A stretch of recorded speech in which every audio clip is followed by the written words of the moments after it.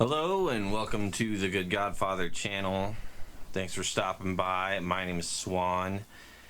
On this channel, in our live streams, we cover a lot of different topics. In this video, we're dealing with a music video that I had made, which was my first music video, and this is kind of me reacting to the making of that video, but it covers a lot of different topics, and I'm curious to see how y'all would respond to this. So be sure to comment in the comments section, and be sure to hit the subscribe button, hit the notification bell, so that you'll always know when I'm going live, and we can carry on the conversation in the live stream. Until then, check out what we covered last time. Wow, there's a lot of things I could say about that one. That was my first real music video. Now that I'm thinking about it,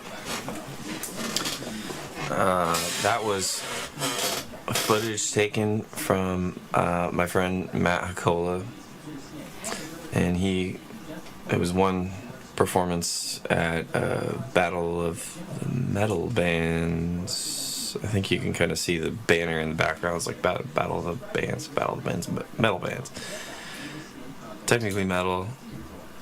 I was not nearly as heavy as all the rest of those bands. There was a lot more heavy music there. But the chick there compared us to Opeth, so I was like, okay with that. I like Opeth. They're good enough. They're great. But, so I was like really flattered. I was like, wow. It didn't occur to me at the time. That was the first time when I heard someone say that, that was when I was like, maybe I'm not absolute shit. You know, maybe I'm not this. Because in my head, I'm just some dumb kid, picking up a guitar. But it's a weird life. Being a musician and being an artist is a weird life, because it's a weird thing to be good at. It's not like being good at web design. People get paid good money to be good at web design. I'm just took what I'm using is the Casper theme from a Hugo Casper theme, but I could be building my own themes eventually. I mean, that'd be nice. Whatever. I try to be good as good as many things as I possibly can. Music being one of these things. When I was particularly younger, it's a passion, right? And you get everybody tells you, don't be a musician. It's a terrible job. You're not gonna get paid, dude. You're gonna be broke. And I was like, I heard all that. I took it all to heart. It didn't surprise me. I mean, I understood that. I wanted to take the risk on the possibility that I would be good enough to be marketable. Yeah, I wanted to be marketable. I wanted to be, competitive. I didn't know what that took, but I also didn't know what that really meant at the end of the day, because I think all professions are like this, where you're told to get into something, find your passion, but also find something to pay the bills. And I was more interested in learning what that meant to pay the bills.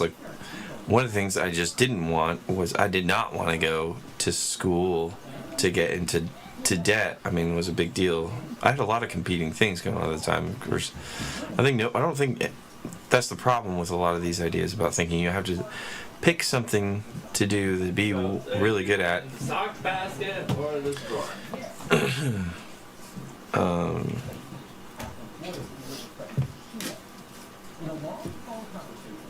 Continue.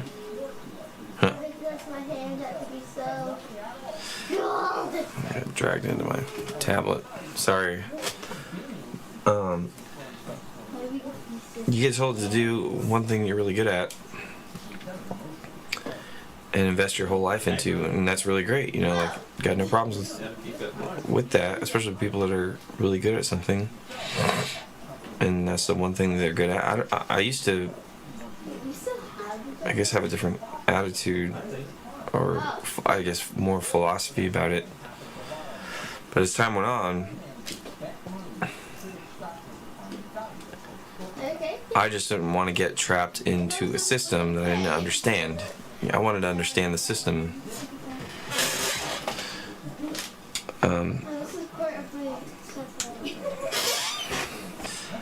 But anyway, I didn't want to get trapped by the system. I wanted to understand the system. And that was a great thing that, you know, rock and roll music gave me, was this desire to understand the system. I can stop looking for more jobs now? At first for myself, but as time has gone on now to where I'm at now, to help others to understand, you know, like, maybe your life could be a whole lot richer than it is. Maybe it doesn't need to be, and that's fine. If you have the richest life, you know, you should be thankful for that and cherish that and treasure that, and, you know, don't ever let it go. But I know for a lot of people, life is not rich, and I see that being a theme, especially in the whole the drug addiction situation, when people get addicted to drugs, and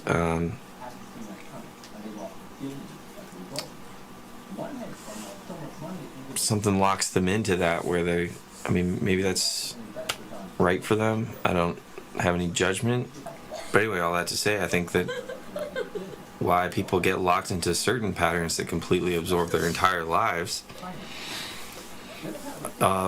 is because they can't imagine anything else. They can't imagine themselves quitting. They can't imagine themselves doing something different, developing new patterns. They can't imagine themselves learning anything new. They can't imagine, they just can't imagine anything, you know? And that's a big reason why I hang on to this. You know, a friend of mine talked about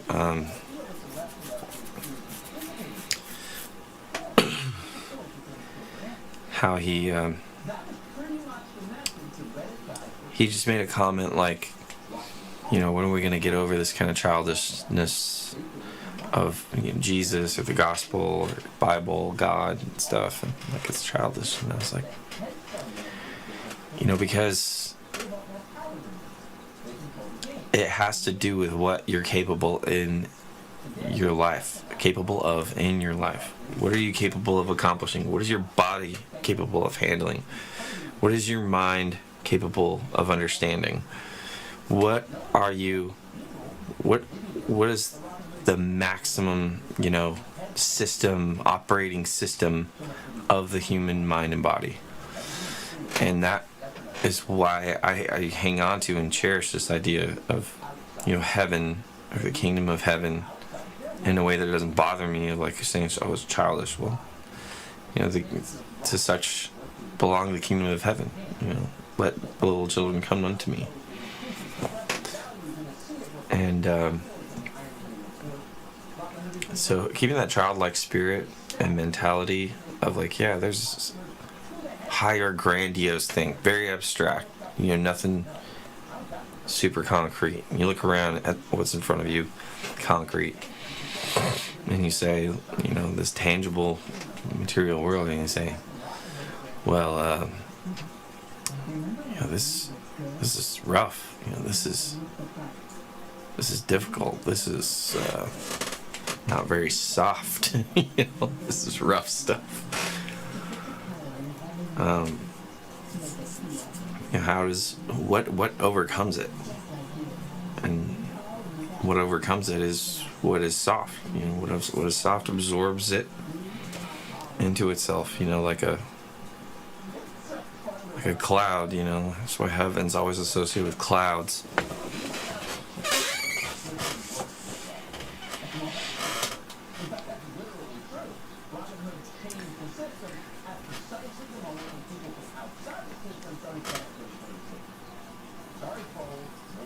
Anyway, that music video. There you go, Trails. That music video filmed by my buddy at a Battle of the Bands thing, and then it was like a winter day, and I just took my cell phone and went wandering around with my cell phone because I thought the frost on all the grass and by a local historical church, the way it looks, because it's kind of isolated on a hill, it's just the top of a hill and it's surrounded by all these other hills, and it just creates a really cool landscape. And and the way the hill is so steep, it leads up to the chapel, and it was all frosty like that. I'm just gonna take my phone out there.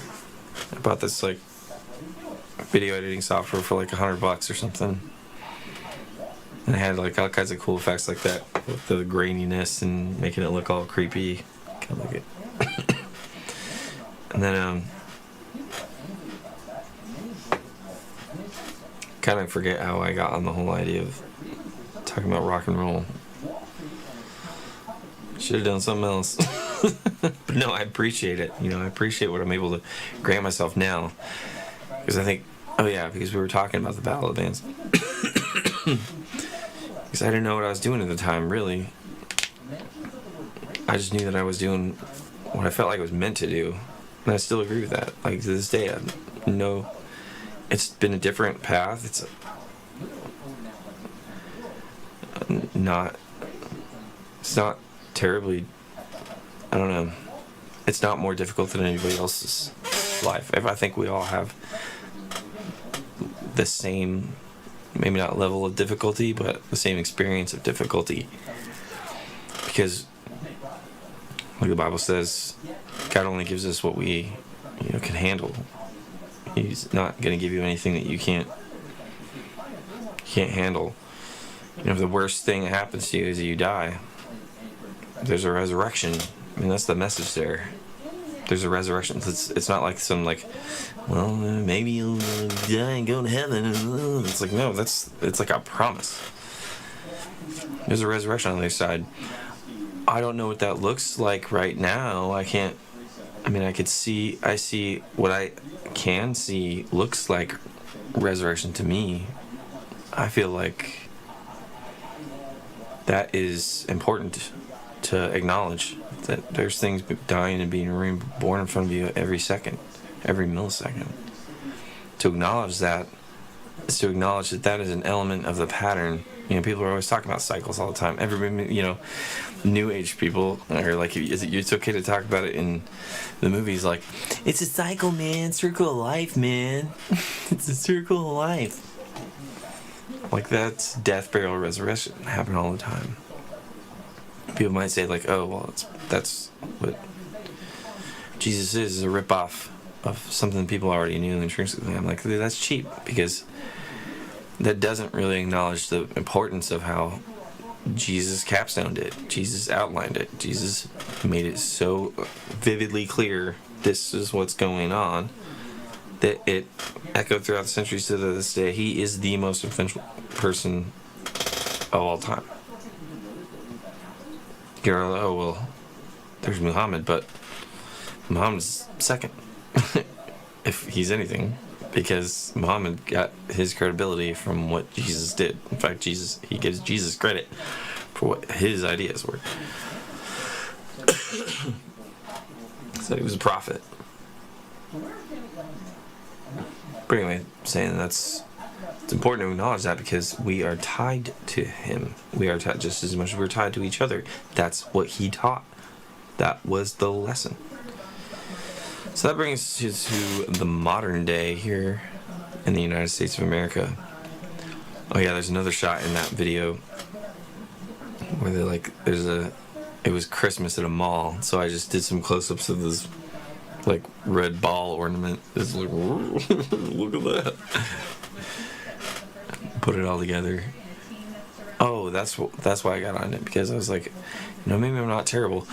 And that's why I think, it's important to say that you're good at something, like, and not say that you're bad. Nobody who is everybody goes to plumbers. When it comes to work, why is it people always want to, you think of career, you think lowest level. Who's the first name that comes up? Plumbers. Well, that's because it's a job nobody wants to do, and they hate the idea that they're going to do it.